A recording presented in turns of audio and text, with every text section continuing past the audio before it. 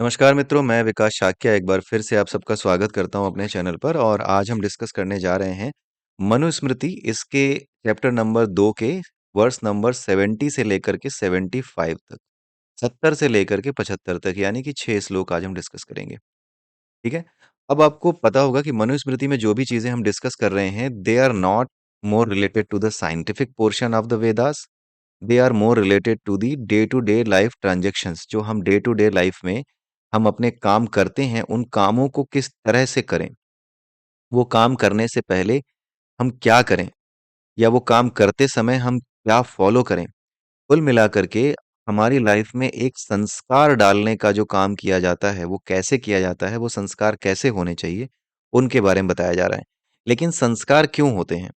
संस्कार आपको एक नियम में क्या करते हैं, जकड़ते हैं, बांधते हैं। संस्कार क्यों लगाए जाते हैं? आपने सोचा है कि आपको रोज सुबह अगर कोई कहता है कि सुबह 4 बजे ही सो करके उठ जाया करो, जैसे घर वाले कई बार कुछ घरों में होता है कि 4 बजे के बाद नहीं सोने देते, 5 बजे के बाद नहीं सोने देते, कहते हैं कि उठो। कोई घर का गार्जियन होता है सबसे बड़ा, वो उठा देता है कि 5 बज गए उठो, अब सोने का मतलब नहीं है। राइट? लोगों को शुरू में बुरा लगता है। एक संस्कार वो डेवलप करते हैं, लेकिन एक संस्कार डेवलप होने के बाद आपको शुरू में बुरा लगता है, धीरे-धीरे वो आपकी आदत में आ जाता है। जब वो आपकी आदत में आ जाता है, तो क्या आपको इस संस्कार की ज़रूरत रह जाती है इसके अभ्यास की? नहीं, क्योंकि अब आपके जीवन में ये उतर गया है। तो कुछ ऐसी चीज़ें होती हैं जो हमारे जीवन में बहुत ज़रूरी होती हैं, सो दैट वो हमें कैसा बना सकें? एक ऐसा व्यक्ति बना सकें जो कि अपने काम को सही समय पर करता है और कभी, कभी भी अपने रोज़मर्रा के काम को मिस नहीं करता जो करने ज़रूरी हैं, राइट? तो अगर अपने जीवन के हर एक एस्पेक्ट में हम इस चीज़ को फ़ॉलो कर लें, जिसे हम संस्कार कहते हैं, तो होगा क्या कि हमारा अपना जो जीवन है वो बड़ा आसान हो जाएगा, बहुत ईज़ी हो जाएगा, राइट? हमसे गलतियाँ कम होंगी, हमारे काम बिगड़ेंगे नहीं, राइट? अब अगर आपको सुबह सो कर के उठने की आदत नहीं है, तो किसी न किसी दिन आपका एग्ज़ाम छूट सकता है, कभी आपकी ट्रेन छूट सकती है, राइट? तो अपने जीवन में हर काम, चाहे हम किसी भी वर्ण के हों, राइट? ब्राह्मण हो, क्षत्रिय हो, वैश्य हो, शूद्र हो, हमने पहले ही समझा है कि ये सारे वर्ण जन्म से नहीं हैं, ये कर्म से हैं, राइट? ये पिछले वीडियोज़ में आप देख लीजिएगा, समझ लीजिएगा। सारे वर्ण जन्म से नहीं बल्कि कर्म से हैं, ठीक है? तो ये जो व्यक्ति जिस चेतना में भी है, उस चेतना में रहते हुए अपने आप को वहाँ से ऊपर उठाने का या फिर वहाँ से नीचे न गिरने देने के लिए कुछ संस्कारों की, यानी कुछ नियमों की ज़रूरत होती है। संस्कार कुछ नहीं होते, संस्कार नियमावली होते हैं। अपनी लाइफ को एक सिंपल हार्मोनिक मोशन में लाना और हर रोज अपने काम को एक निश्चित समय पर करना, एक निश्चित समय पर खाना खाना, उतना ही खाना जितना रोज खाते हो, राइट? उम्र के हिसाब से एक डाइट होना, राइट? तो उस तरीके से अपने आप को जब आप उसमें लेकर के आते हो, संस्कार में, एक नियम में लेकर के आते हो, तो आपका जीवन क्या हो जाता है, आपके कर्म आपके लिए आसान हो जाते हैं। और उन कामों को करते समय जो कि आपकी कॉन्शियसनेस को स्ट्रांग बनाएँगे या आपकी कॉन्शियसनेस को ऊपर उठाएँगे, या फिर ऊपर नहीं भी उठाएँगे तो कम से कम उस लेवल पे बनाए रखेंगे, जिस लेवल पे आप हो वहाँ से नीचे नहीं गिरने देंगे। तो उसके लिए कुछ नियम बनाने पड़ते हैं, राइट? अगर ऑफ़िस में 9 बजे आने का और 6 बजे से पहले ना जाने का नियम ना हो, तो होगा क्या? कोई कभी भी आएगा, कभी भी जाएगा, काम हो पाएँगे? नहीं हो पाएँगे। आप जो कर्म करते हैं अपने वर्ण के अनुसार, उन कर्मों को करते समय आप कभी भी किसी भी तरह की हीला-हवाली ना करें, उसके लिए एक संस्कार डेवलप किया जाता है। संस्कार केवल ऐसी चीज़ नहीं है कि पैर छू लिए संस्कार है, या कुछ भी इस तरह की चीज़ें हैं वो संस्कार हैं। संस्कार एक नियमावली है। कोई भी कंपनी हो जो अपने आने-जाने का समय निर्धारित करती है, वो क्या कर रही है? संस्कार बना रही है। कोई भी कंपनी हो जो ये कहती है कि तुम यही ड्रेस पहन कर आओगे मंडे से फ्राइडे, फ्राइडे को ही कैजुअल पहनोगे, मंडे से लेकर के थर्सडे तक आप बिल्कुल सही ड्रेस में आओगे, आप कैजुअल नहीं पहनोगे, राइट? फॉर्मल्स में आओगे। तो ये क्या है? ये एक तरह का संस्कार है। ये क्यों डेवलप किया जाता है? क्या इसका कोई महत्व है? क्या लगता है कि कोई व्यक्ति अगर टैलेंटेड है और अगर अच्छे में भी आ गया है तो अपना काम नहीं कर पाएगा? कर पाएगा, राइट? लेकिन आपको एक श्रद्धा डेवलप करने के लिए अपने काम के प्रति, जिस संस्था से आप जुड़े हो, उस संस्था के प्रति श्रद्धा डेवलप करने के लिए, राइट? क्योंकि वो संस्था क्या है? आपके काम का रिप्रेजेंटेटिव है, जो काम आप करते हो ना उसको रिप्रेजेंट करती है। तो आपको एक नियमावली फ़ॉलो करके कि हाँ, हम एक संस्कार, हमारी एक संस्कृति है उसको फ़ॉलो करेंगे, कल्चर है उसको फ़ॉलो करेंगे, वो क्यों करवाया जाता है? सो दैट एक श्रद्धा डेवलप हो। श्रद्धा के विषय में हम पहले ही समझ चुके हैं, बिना श्रद्धा के कोई काम नहीं होता। अगर आपके मन में श्रद्धा नहीं है किसी काम के प्रति, तो आप उस काम में सफल नहीं हो सकते, राइट? श्रद्धा पहली चीज़ है किसी काम को करने के लिए। तो शिष्य के, अब यहाँ आगे देखिए कि क्या बताया जा रहा है। यहाँ पे संस्कारों के बारे में बताया जा रहा है, शिष्य के संस्कारों के विषय में बताया जा रहा है। जो स्टूडेंट होते हैं, उनके उनका क्या कल्चर होना चाहिए, उनके संस्कार क्या होने चाहिए, कौन सी नियमावली के अंतर्गत रह करके, कौन से नियम के अंतर्गत रह करके उनको ये काम करने चाहिए, अपना शिष्य जीवन जीना चाहिए, वो सब बताया जा रहा है। और जितनी भी चीजें यहाँ बताई जाएंगी वो केवल और केवल गुरु के प्रति श्रद्धा और समर्पण को बढ़ाने के लिए हैं। जब तक आप गुरु के प्रति श्रद्धा और समर्पण नहीं रखते हो, तब तक आप सीखोगे कैसे? एक बड़ी इंपॉर्टेंट चीज मैं आपको बता रहा हूँ, अपने बच्चों को भी बताइएगा। अगर वो किसी किताब को खरीदते हैं, उसको पढ़ते हैं, तो सीधे से पहले चैप्टर पे ना जाएं, सीधे से पहले चैप्टर को उठा करके ना पढ़ें। वो सबसे पहले उस राइटर के बारे में पढ़ें जिस राइटर की किताब वो पढ़ रहे हैं। उस राइटर के जीवन की उपलब्धियों के बारे में जानें, उस राइटर के जीवन के बारे में जो कुछ बताया गया है, उसके संघर्षों के बारे में बताया गया होगा, उसने क्या हासिल किया है अपने जीवन में, कौन-कौन सी डिग्रियां हासिल की हैं, इनके बारे में बताया गया होगा। इनको पढ़ें, इनको समझें, उनसे प्रेरणा लें। जब आप किसी सफल आदमी से प्रेरणा लेते, भाई किताब कौन लिखता है? कोई असफल आदमी तो लिखता नहीं है, कुछ असफल लोग भी लिखते हैं किताब, राइट? लेकिन वो असफल लोगों के लिए एक श्रद्धा का पात्र होते हैं। लेकिन जो सफल लोग होते हैं, किसी साइंस की किताब लिखने वाला व्यक्ति निश्चित ही कोई जो है साइंस का नॉलेज रखने वाला ही होगा। तो जब आप उसके बारे में पढ़ेंगे, समझेंगे तो उससे प्रेरणा लेंगे। वो आपकी प्रेरणा का स्रोत बनेगा तो निश्चित रूप से आपकी उसके प्रति श्रद्धा बढ़ेगी।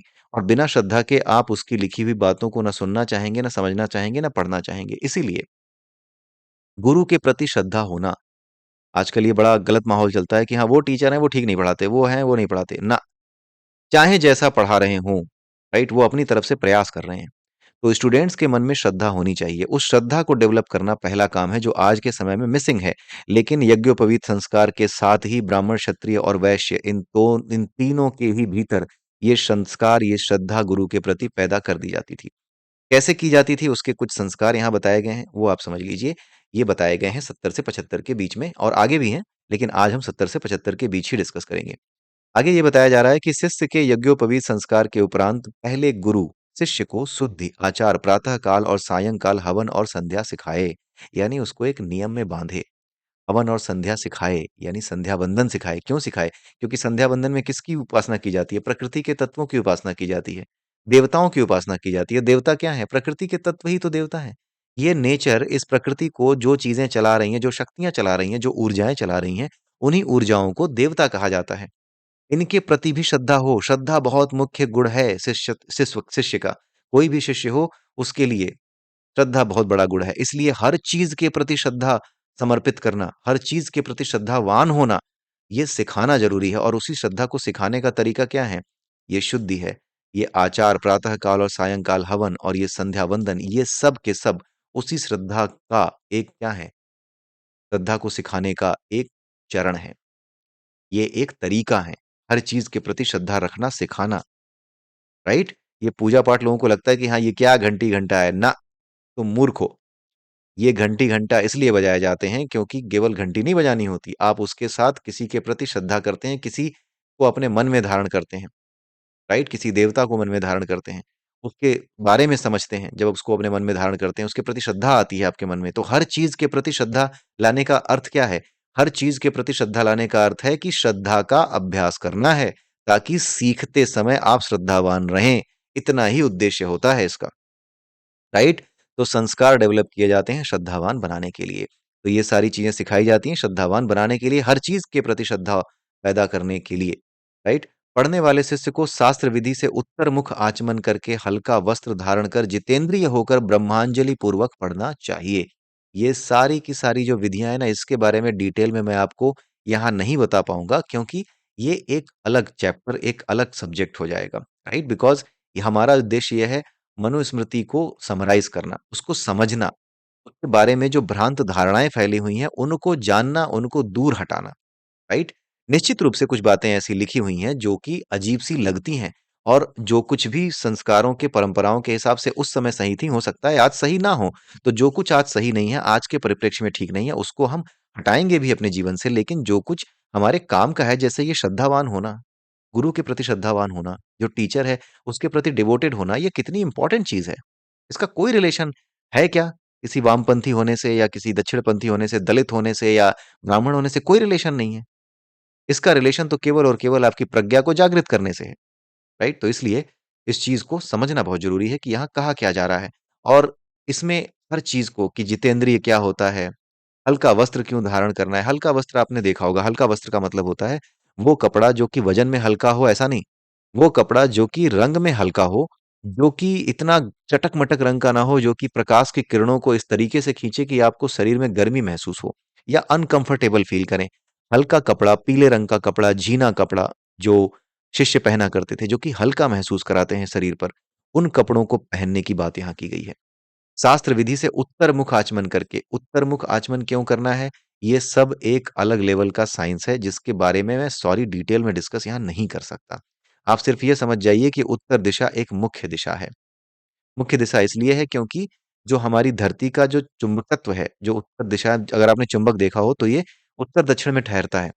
और हमारा पूरा का पूरा जो यूनिवर्स है ना, ये इलेक्ट्रोमैग्नेटिक फील्ड का ही एक, क्या कह सकते हो कि इलेक्ट्रोमैग्नेटिक फील्ड का एक मैदान है। ये पूरा का पूरा इलेक्ट्रोमैग्नेटिक फील्ड है, पूरा का पूरा क्रिएशन। तो उसी के अंतर्गत ये जो मैग्नेटिज्म है, ये उत्तर दिशा से जो मैग्नेट हमारा उत्तर दक्षिण में ठहरता है, हमारा जो मैग्नेटिज्म है बॉडी का, ये उत्तर दिशा की तरफ ही जा करके रुकता है, कोई भी मैग्नेट, राइट? तो हमारी बॉडी में जितने भी मैग्नेट हैं, जो भी लौह तत्व हैं, जो लोहे के तत्व हैं, जो आयरन है हमारी बॉडी में, राइट? वो सही दिशा में बहे, वो रक्त सही दिशा में बहे, क्योंकि रक्त क्या लेके जाता है? अपने साथ प्राण लेके जाता है। रक्त क्या है? हेमेटाइट ही तो है। जो हमारा जो ब्लड होता है उसमें क्या होता है? हेमेटाइट होता है, लोहे का अयस्क होता है, लोहे का ओर होता है, राइट? तो वो जो लोहे का ओर है, क्योंकि वो चुंबक है लोहा, राइट? तो उसका सही दिशा में, यानी प्रकृति की दिशा में गतिमान होना, जिस दिशा में प्रकृति में मैग्नेट चल रहा है उसी दिशा में गतिमान होना जरूरी है। अगर उसी दिशा में वो गतिमान होगा तो प्राणों को चलने में कोई रुकावट नहीं आएगी। और प्राणों को चलने में रुकावट ना आना तो बहुत जरूरी है अगर आप कुछ सीख रहे हैं। अगर आपके प्राण ही परेशान हो, बैठ करके टीचर पढ़ा रहे हैं और आपको बहुत जोर से जो है वॉशरूम आया हुआ है, तो आपके प्राण छटपटाते हैं, राइट? आपके प्राण छटपटाते हैं, वो आपको सूचना देते हैं कि आपके इस शरीर का जो अंग है यहाँ पर प्राण कमजोर पड़ रहे हैं। इनको अगर मजबूत बनाना है तो जो कुछ भी गलत है उसे शरीर से बाहर निकालो, राइट? तो अगर आपके शरीर में प्राण छटपटा रहे हैं तो आप क्या सीख पाओगे? इसलिए प्राणों का अपने नियमित प्रवाह से बिना किसी रुकावट के बहते रहना जरूरी है। और प्राण किसके माध्यम से बहते हैं? ऑक्सीजन किसके माध्यम से बहती है? ऑक्सीजन बहती है रक्त के माध्यम से, राइट? और रक्त क्या है? हेमेटाइट है, लोहे का अयस्क है। और लोहा क्या है?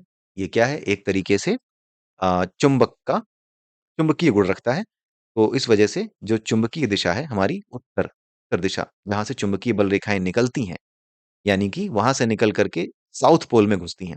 अगर आपने क्लासरूम में ये एक्सपेरिमेंट किया हो, वो जो चुंबकीय बल रेखाएं खींचते हैं, जो मैग्नेटिक लाइन खींचते हैं मैग्नेटिज्म वाली, वो अगर आप देखें तो वो उत्तर से निकलती हैं और दक्षिण दिशा में जाती हैं। उनका डायरेक्शन वही होता है।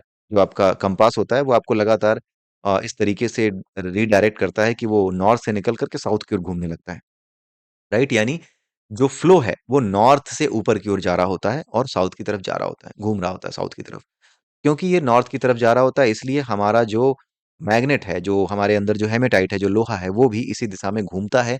और यही जो रक्त है, ये क्या करता है? इसकी दिशा चाहे जैसी हो, रक्त की दिशा चाहे जैसी हो, लेकिन इसके अंदर जो मैग्नेट है उसकी दिशा सही रहेगी तो प्राणों को कोई रेजिस्टेंस फील नहीं होगा।